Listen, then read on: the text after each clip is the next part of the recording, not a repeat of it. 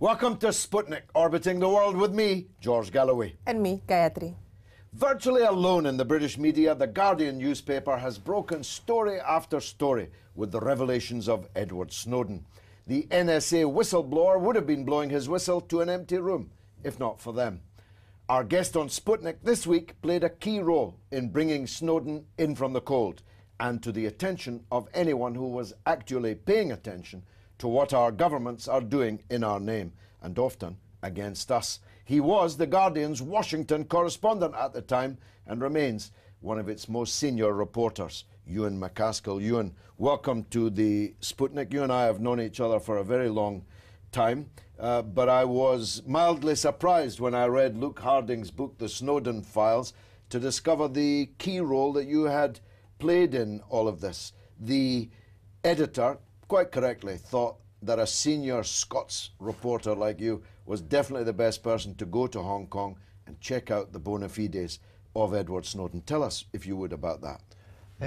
I was in the Guardian's New York office on a Friday afternoon. I was thinking about the weekend. I was thinking about going to lunch, and one of the Guardian editors, Janine Gibson, called me over and says, I want you to go to Hong Kong tomorrow.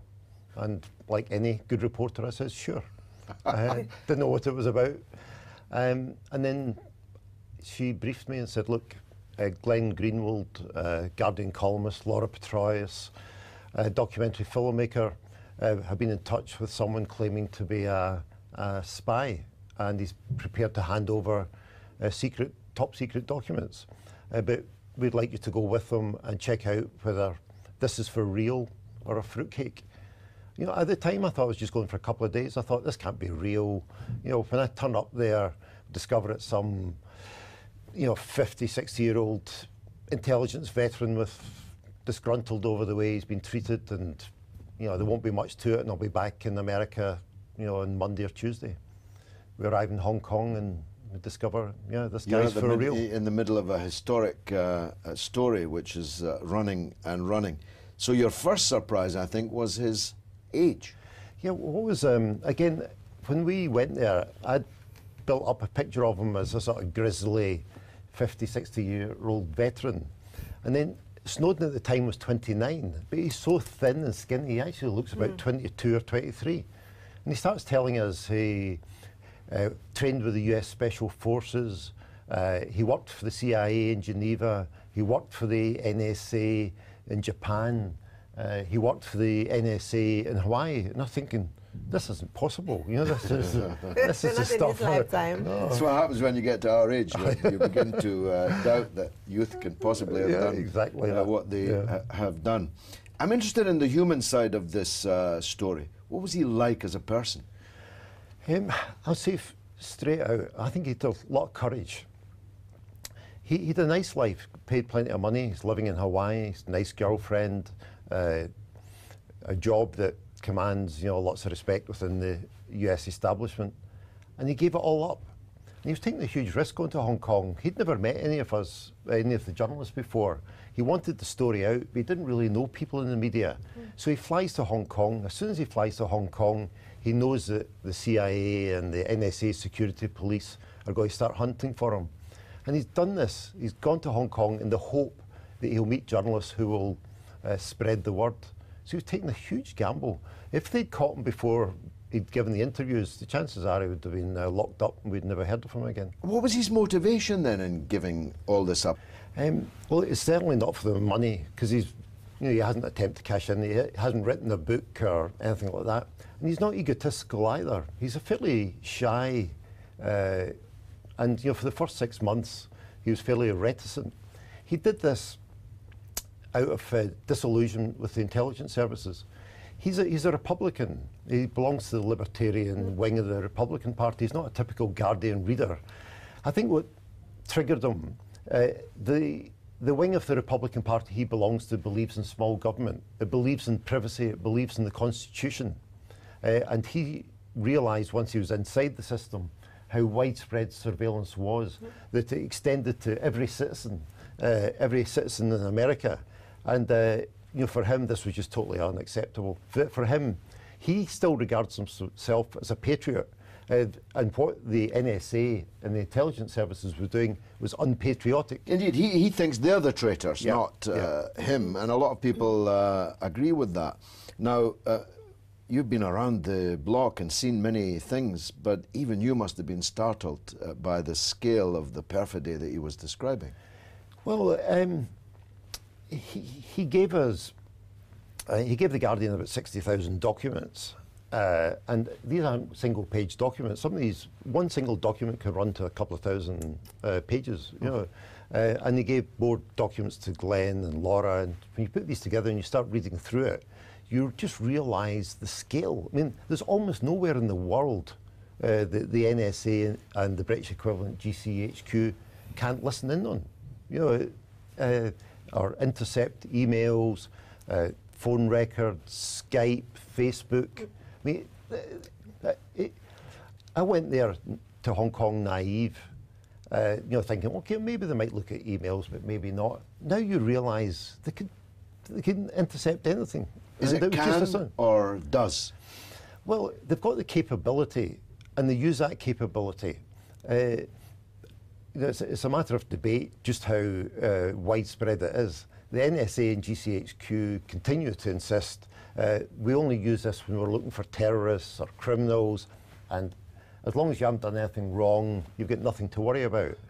People like Snowden say, well, it's much more pervasive than that, and lots of innocent people, they go in and check their data, and you're vulnerable. You know, once they've got access to your personal details, you know, you should be concerned about it. He then went to Moscow, and he resides there now on a temporary asylum. What lies ahead for him? No one has the answer to that. His visa runs till the end of July, and the expectation is that the Russian government will extend it. They've said that. If for some reason they decided, no, we don't want him anymore, he's got a year in which he can appeal that decision. So he's got more than a year left in Russia. The danger for, I mean, Snowden would much rather be in Western Europe, say Germany, or even back in the US, if the US were prepared to do some deal and offer him clemency. But he's still better off in Russia than sitting in a supermax penitentiary in Colorado. At least, unlike Chelsea Manning, whose voice we never really heard, and we were never able to flesh out her personality. At least with Snowden, he's a voice there, and he's capable of changing the public perception of him. He's capable of participating in the debate. So, you know, for the time being, you know, Russia is the best place for him. We debated, after Hong Kong, we debated what would have been a good option for him. You know, could he have gone to Iceland? Could he have gone to Venezuela? Yeah. But now we realise, actually, there was nowhere. Even if he was in Venezuela or Iceland, the Americans were capable of putting enough economic pressure or, you know, or even bringing the airplane to the ground, like they did that, with yeah. the They Bolivian probably president, never, exactly. when they thought that he was in the back of the plane. So the only two places that he would have relative safety are Russia or China. It's hard to think of anywhere else in the world. Is he lonely? Well, I talk to him occasionally, but he's very guarded, and he'll talk happily about most things. He's very open, but he's careful about talking about his life in Russia. It's not where he wanted to be. I hope that, you know, one day some Western European country might give him asylum, but I can't think of any Western country that's prepared to stand up to the US. Nor I. That's part of a bigger discussion.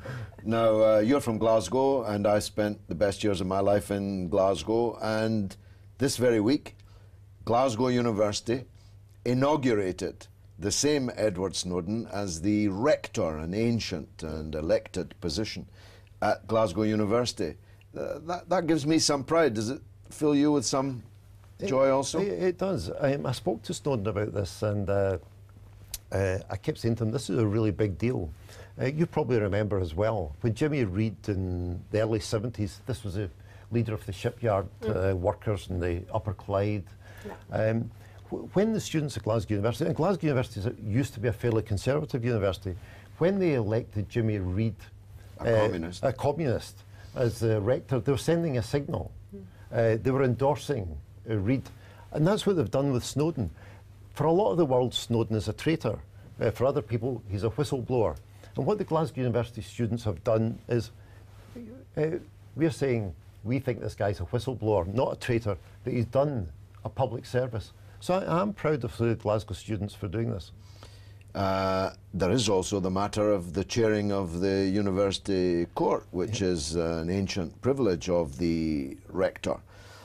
I think there are grounds, next time you're talking to him, for saying that he has a protected position as the rector of Glasgow University and might be able to fly in and out of Glasgow to chair the court. I'm not sure that any government would either be wise or even perhaps entitled to stop him. I had thought of that. I thought maybe he could participate through the internet, but flying in is a very good thought. If you could get into Britain, then you could apply for asylum. The downside of that is the British government has been the most reactionary of all the governments involved in the Snowden saga, worse even than the Australian government. Compared to America, look at the actions the British government has taken, the arrest of David Miranda, get into The Guardian and destroying their hard drives, the language. As far as I know, there's a criminal investigation still underway into the Guardian journalists, including me. They've been really heavy-handed. People involved in the Snowden story, the Americans are reluctant to come here, even when they're prepared to go to America. So perversely, I'm not sure Britain is a great destination for Snowden. Scotland, however, may be another country. Ewan McCaskill, thank you very much indeed for joining us on the Sputnik. Coming up after the break, we'll be looking at one of the world's stranger phenomenon, Christian Zionism, and with one of the bravest, most honourable Christian gentlemen, the Reverend Stephen Sizer. We'll be right back.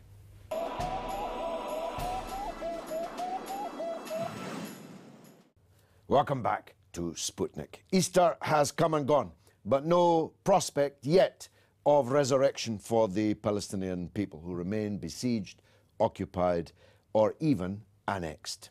And yet, the world does nothing about it.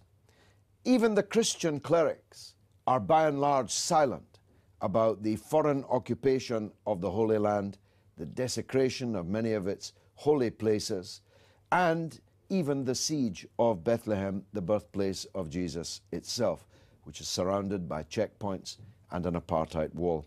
One of the exceptions to that dismal rule is the Reverend Stephen Sizer.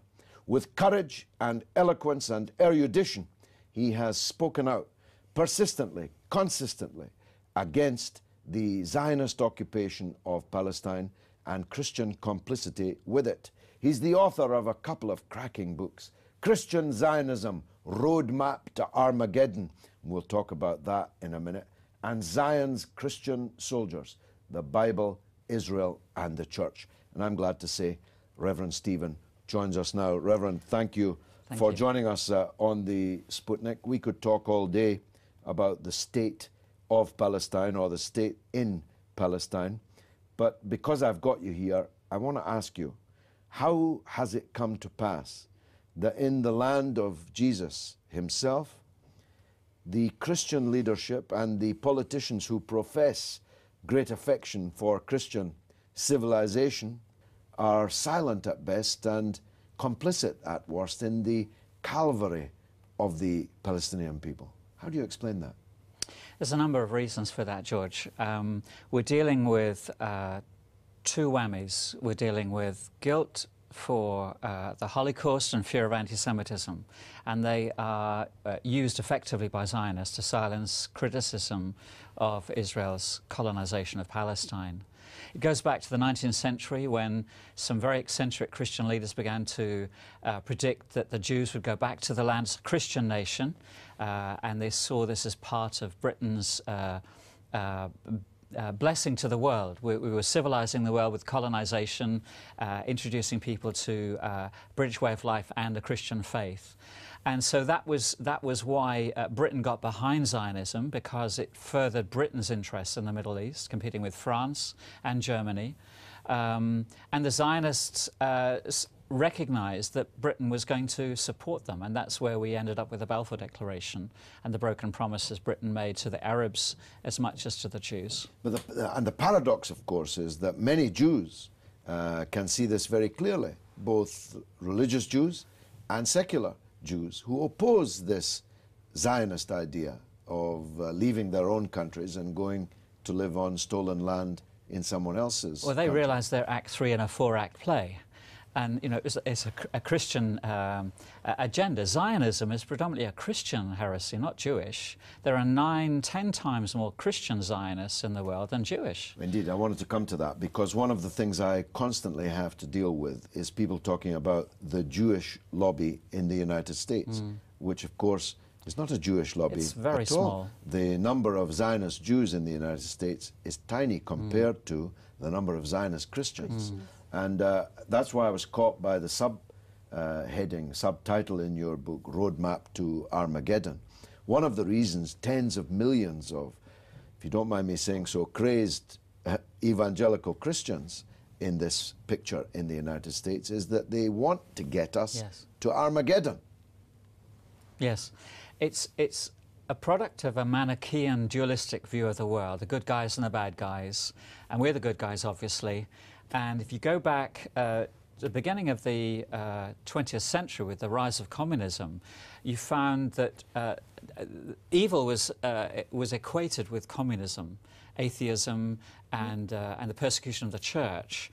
And so right through to the 50s and 60s, particularly in America, you know, with McCarthyism, it was the free West against Russia and communism, and Israel was part of the free West. It was our beachhead into the Middle East, and Syria and Egypt and other countries aligned themselves more with Russia. But as Russia declined in influence in terms of communism, Islam took over that role as the personification of evil. And so today you find the covers of the books change, but the content stays the same, and they just change the end of the chapters. You go back to the 50s and 60s, Christian Zionists were talking about Saddam Hussein being the Antichrist because he was trying to rebuild Babylon, and he even looked like Nebuchadnezzar, they said. But when he dies, Osama bin Laden becomes the Antichrist. So you've got to have the demon side. You've got to have the bad guys. What biblical or scriptural base do these Christian Zionists draw this from? Well, Jesus called us to be peacemakers, not widow makers. And what they're doing is they're taking promises God made to the Jewish people 4,000 years ago through Abraham, and they're applying them to today as if Jesus never came. And so the church and the coming of Jesus is a parenthesis to God's continuing purposes for the Jewish people. And so they take passages out of the Old Testament and apply them to today when, you know, it's like a cheese grater. They're not going through the grid of the New Testament. They're not going through the grid of the teaching of Jesus, who called us to be ambassadors for peace, to love our enemies and pray for those who persecute us as the way to change their heart and mind, not to kill them, but to love them, if you like, into the kingdom. We reflected on the Christian, American Christians. How is it with the British Christian communities? How far do they crave for Armageddon and indeed believe so? Only a minority, but they're very vociferous, and the Zionists welcome their support because they tend to be very vociferous. Even though, by definition, the evangelist doesn't like Jews very much. I mean, they believe that Armageddon will come and the Jews will have to convert to Christianity or be killed. Some do, but you find a range of opinions, and within the kind of Christian Zionist circles I encounter, they've elevated the Jewish people to a special place in God's purposes, either with the view that they will come to see the light when Jesus returns, or they are accepted by virtue of their pedigree, by the virtue of their race. You know, they are the chosen people, and therefore they get a pass, a free pass, as it were. Free pass to heaven, yeah? Yeah, but either way, they have politicized the kingdom of heaven, if you like. And their active agenda is very concrete. It's to lobby Congress, lobby Parliament. It is to finance the emigration of Russian Jews to Palestine. It is to support the settlement program. So there are twinning between churches and settlements. Adopt a settlement, fund them, feed them, clothe them, protect them. They're seeking to rebuild the temple, destroy the Dome of the Rock and rebuild the temple. So you've got an alliance with extreme Jewish groups that want to achieve that, all in the belief that Jesus will not come by himself. We must bring him by fighting, by supporting his chosen people. How grotesque. Amazing. The existence of a substantial Palestinian Christian population, and we could extend this into Syria, for example, where you have a very cherished and substantial number of Christians of most ancient heritage, Yes. appears invisible to the Christian world. It's problematic. I've talked to Christians, even clerics, who say they're off to Israel to visit Bethlehem. Yes.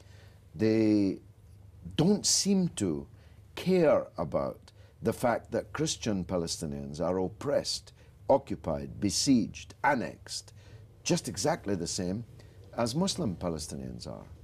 They're either blind to the reality. They have a romantic notion about Israel, the land flowing with milk and honey, and they equate the Christian church with the European denominations, Anglican, Methodist, Baptist, Roman Catholic, Italian, and so on. So it's either because the indigenous Christian community is hidden, they're not aware of them, or if they are, they clearly create a problem.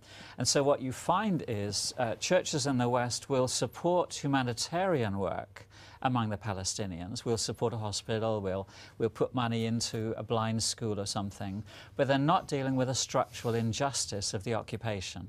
Now, you and I have both been subject to the calumny that what we say in support of the Palestinian people and justice is somehow anti-Semitic, when nothing could be further from the truth. No. How do you personally cope with it? You've actually been witch-hunted more than me. I have other means of defending myself, but within the church, you've been witch-hunted on this, people trying to drive you out of your ministry and so on. How have you coped with that?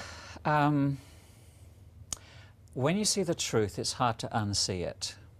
And when you've experienced what the Palestinians are suffering, when you've lived with them, when you've slept in their homes, you've eaten at their tables, and you've experienced the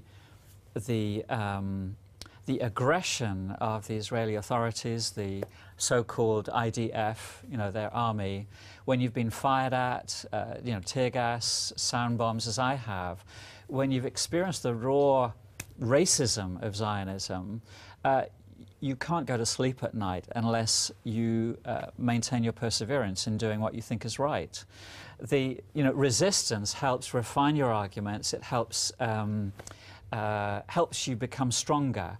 And so actually the opposition I've faced, the complaints, the criticisms, have only purified my passion and my zeal to do what I believe is right. Repudiate racism, I repudiate anti-Semitism, but there is a basic injustice going on, and we cannot hide eyes from it. You're a true Christian gentleman, the Reverend Stephen Sizer. Thank you for joining us on the Sputnik. And now it's your turn to tell us what you think through the portals of social media. What's rattling, Gayatri? Well, we received a lot of support for Snowden on our Twitter feed. Spashtag says that Snowden reveals that power trumps hypocrisy, wants over reason, materialism over life, death over equality. Rem Oscuro says that the good guys aren't good anymore. Only thing you can do is vote out the mainstream politicians. Finally, in response to Snowden's inauguration as rector, James Collins says, congratulations to a true hero. We should never rest until he and Julian Assange are free and the guilty jailed. If I could smuggle him up my jumper and smuggle him out of there, I promise you I would. Me too. Well, that's it for this week. Which unfortunately means that's all we've got time for. Keep in touch with us, though, on Twitter on RT_Sputnik, and you can like us on Facebook on Sputnik on Russia Today. It's goodbye from me, Gayatri. And from me, George Galloway. It's been marvellous.